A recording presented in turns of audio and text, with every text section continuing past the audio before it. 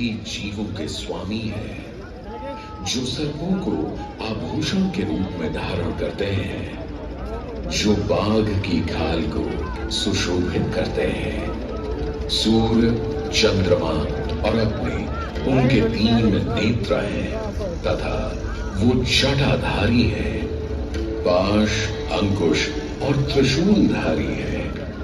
वे अपने सभी भक्तों को आशीर्वाद देकर उन्हें भय से सुरक्षा प्रदान करते हैं।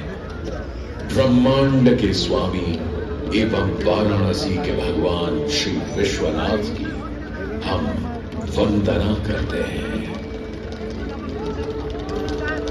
मैं आदि नगरी काशी, वही काशी जो स्वयं भगवान शिव के त्रिशूल पर विद्यमान है। सृष्टि के प्रारंभ में महादेव ने जब पृथ्वी पर अपनी दृष्टि डाली तो उन्हें एक भाग चमकता हुआ प्रतीत हुआ।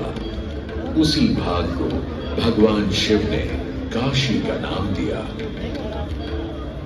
कालांतर में गंगा नदी के तट पर बसी इस काशी नगरी में समय समय पर अनेकों घाट विकसित हुए, जहां श्रद्धालु आकर पूजा अर्चना एवं स्नान किया करते थे। माना तो यह भी जाता है कि यह नगरी एक बहुत सुंदर वन से ढकी हुई थी, जहां पीपल, आम, बरगद, शीशम आदि के वृक्ष हुआ करते थे, जिनकी छाया में बैठ ऋषि मुनि, साधु संत आनंद से तपस्या किया करते थे। इसलिए इस जगह का उल्लेख आनंद वन के नाम से भी किया गया है। जितनी पुरानी काशी नगरी है, उतना ही पुराना यहाँ का काशी विश्वनाथ मंदिर भी है। भगवान शिव को विश्वेश्वर, विश्वनाथ आदि नामों से भी संबोधित किया जाता है, जिनका अर्थ है संपूर्ण विश्व के स्वामी। किंवदंतियों की माने तो सृष्टि के आदि में जब भगवान शिव एवं मां पार्वती पृथ्वी का भ्रमण कर रहे थे, उन्हें यह स्थान बहुत प्रिय लगा। तब मां पार्वती को यहाँ कुछ समय रुकने की इच्छा हुई, तो भगवान शिव अपने लिंग रूप में यहीं स्थापित हो गए। तभी से 12 ज्योतिर्लिंगों में इस मंदिर को विश्वेश्वर मंदिर के नाम से भी जाना जाने लगा, जहां भगवान शिव और माता पार्वती सदैव वास करते हैं। सदियों से इस पवित्र नगरी ने अनेक ऋषि मुनियों, तपस्वियों, धर्म गुरुओं आदि को अपनी ओर आकर्षित किया है। आदि शंकराचार्य एवं मंडन मिश्र ने इसी मंदिर के प्रांगण में बहुत समय व्यतीत किया।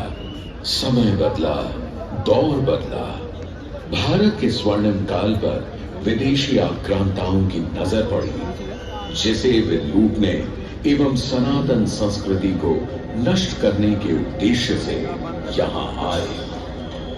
जब प्रथम बार गौरी ने आक्रमण किया, तब पृथ्वीराज चौहान ने उसे बुरी तरह पराजित किया था। अंत में उसने क्षमा मांगी और वचन दिया कि ऐसी गलती दोबारा कभी नहीं होगी। अतः पृथ्वीराज चौहान ने उसे छोड़ दिया। संभवतः यह एक दुर्भाग्यपूर्ण निर्णय था, क्योंकि अंततः गौरी ने पृथ्वीराज चौहान को धोखे से हराया।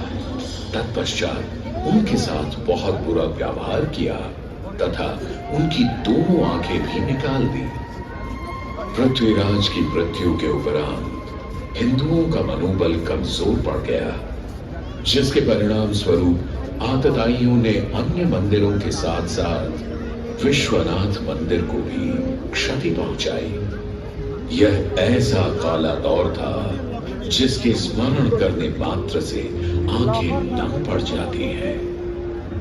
परंतु समय सदा एक सा नहीं रहता और दुख के ये बादल भी सुख में बदलने वाले थे। एक धार्मिक सम्मेलन में राजा टोडरमल की भेंट नारायण भट्ट से हुई। नारायण भट्ट एक बहुत धनी व्यक्ति थे। दोनों ही धार्मिक इंसान थे और नित्य प्रति भगवान की पूजा अर्चना करना अपना परम कर्तव्य समझते थे। दोनों ने काशी विश्वनाथ के इस पावन मंदिर का जीर्णोद्धार करवाया और वीरान पड़े खंडहरों में एक नई जान डाल दी। 16वीं सदी में संत तुलसीदास ने यहाँ रामचरितमानस की चौपाइयों को पढ़ा था तथा संत एकनाथ ने भी यहीं पर वारकरी संप्रदाय का महान ग्रंथ श्री एकनाथी भागवत लिखकर पूरा किया था। लगभग 7वीं शताब्दी के मध्य में मराठा शासक मल्हार राव होलकर ने काशी विश्वनाथ मंदिर के पुनर्निर्माण की योजना बनाई। ये कार्य वे तो नहीं कर पाए, परंतु उनकी पुत्रवधू अहिल्याबाई होलकर जी ने इसे सन 1776 से 1778 के बीच पूरा किया। वर्तमान काशी विश्वनाथ मंदिर निर्माण का श्रेय अहिल्याबाई होलकर जी को ही जाता है। इनके अलावा महाराजा रणजीत सिंह ने 1000 किलो शुद्ध सोने से निर्मित छत्र को इस मंदिर पर लगवाया।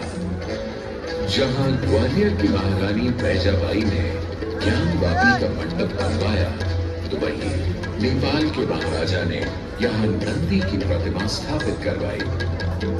सनातन संस्कृति को सुरक्षित रखने के लिए जिससे जो बन सका उसने वैसा किया और वर्तमान में भी यह क्रम देखने को मिल रहा है।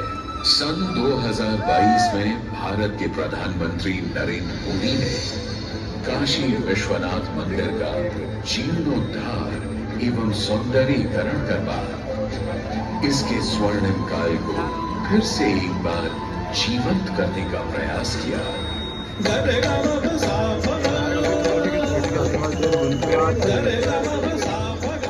भगवान शिव को समर्पित काशी विश्वनाथ का यह पावन मंदिर सदियों से करोड़ों श्रद्धालुओं का प्रेरणा स्रोत